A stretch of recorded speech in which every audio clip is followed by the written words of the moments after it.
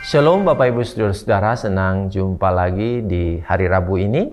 Kita dalam program Renungan Harian dan mari kita berdoa sebelum baca firman.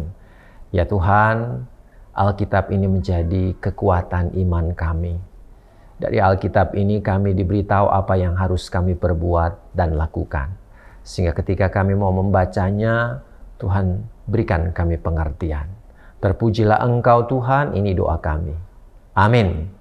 Saudara-saudaraku, firman Tuhan diambil dari kitab Kisah Para Rasul pasal 25, khususnya dalam ayatnya yang ke-6 sampai 8. Festus tinggal tidak lebih daripada 8 atau 10 hari di Yerusalem.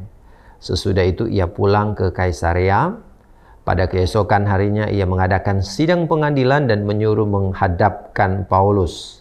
Sesudah Paulus tiba di situ, semua orang Yahudi yang datang dari Yerusalem berdiri mengelilinginya dan mereka mengemukakan banyak tuduhan berat terhadap dia yang tidak dapat mereka buktikan.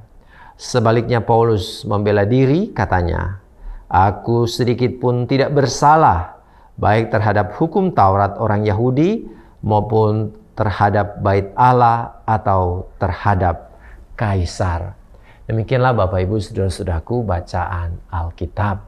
Saudara-saudaraku, ada satu istilah yang kemudian sangat akrab dengan kita, diam itu emas. Ya, saudara-saudaraku, ungkapan ini mengingatkan kita pada satu sikap di mana kita tidak bereaksi pada sesuatu yang kita alami. Ya. Jadi diam dianggap sebagai satu tindakan bijak untuk menghindari masalah yang lebih besar. Nah, kita sering melihat saudara-saudaraku pada satu sisi diam ini memang jadi sebuah solusi. Ya, contoh di pertengkaran antara dua kelompok, jika ada satu pihak yang kemudian diam dan tidak bereaksi, maka itu bisa jadi cara untuk meredam konflik sehingga tidak berkepanjangan. Ya. Atau ketika kemudian ada informasi-informasi yang bisa meresahkan masyarakat, tapi kita diam saja dan tidak meneruskan informasi itu ke kelompok yang lain, maka ini bisa jadi cara yang bijak untuk meredam suatu informasi yang keliru dan meresahkan menyebar luas. Tapi juga di sisi lain, Bapak Ibu Saudara-saudaraku, kadangkala diam itu dianggap sebagai sebuah kelemahan, ya. Betapa kemudian orang melihat ketika kita diperlakukan tidak adil lalu diam, itu dianggap sebagai tindakan bodoh. Ketika diperlakukan tidak manusiawi lalu kemudian orang itu diam, maka orang akan menganggap ini bodoh sekali. Kamu sudah diperlakukan seperti ini, kamu diam saja.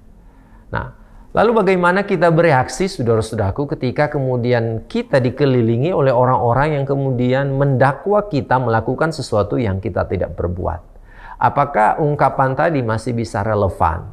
Masih bisa kita jadikan sebagai panduan untuk bertindak? Diam saja ketika kemudian harkat dan martabat saya diserang. Ya, seperti saya katakan tadi, mungkin diam dalam beberapa kasus bisa jadi sebuah solusi. Tapi dalam bagian Alkitab ini, saudara-saudaraku, kita melihat bagaimana sikap Paulus ketika seperti di dalam ayat 7, ya, semua orang Yahudi yang datang dari Yerusalem mengelilinginya dan mengemukakan banyak tuduhan berat terhadapnya yang tidak dapat mereka buktikan. Jadi apa yang mereka tuduhkan kepada Paulus, mereka sendiri tidak dapat buktikan. Ya, boleh dikata bahwa apa yang mereka sampaikan itu hanya cerita bohong dan dusta. Apakah dengan keadaan itu kita diam? Nah, Paulus di sini dalam ayatnya yang ke-8, inilah sikapnya. Paulus membela diri.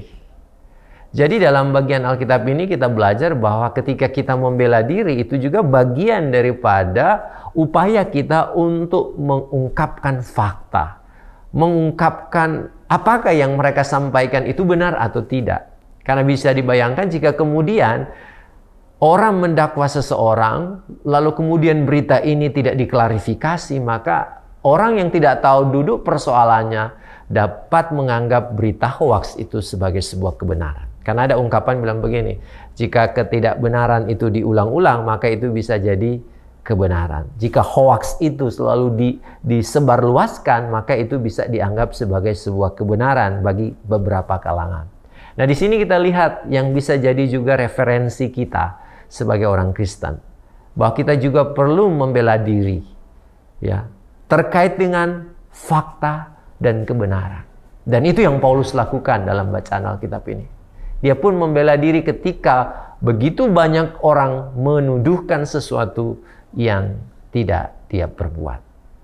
Berdiam diri bisa jadi solusi, tapi berdiam diri juga bisa menjadi sesuatu senjata yang merusak diri kita.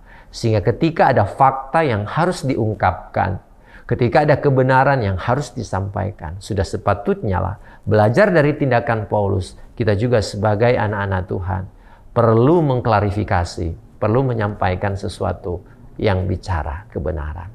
Dan ini menjadi panduan hidup kita sebagai orang-orang Kristen ketika kemudian kita dikelilingi oleh orang-orang yang kemudian hanya ingin menjatuhkan kita. Kita perlu bersuara, kita perlu menyuarakan kebenaran agar semua orang bisa tahu siapa yang benar, siapa yang salah, siapa yang mengungkap fakta, siapa yang hanya menyebar berita yang tidak benar. Tuhan memberkati kita. Amin. Mari berdoa. Tuhan, tolonglah kami agar tidak menyebar berita-berita yang tidak benar.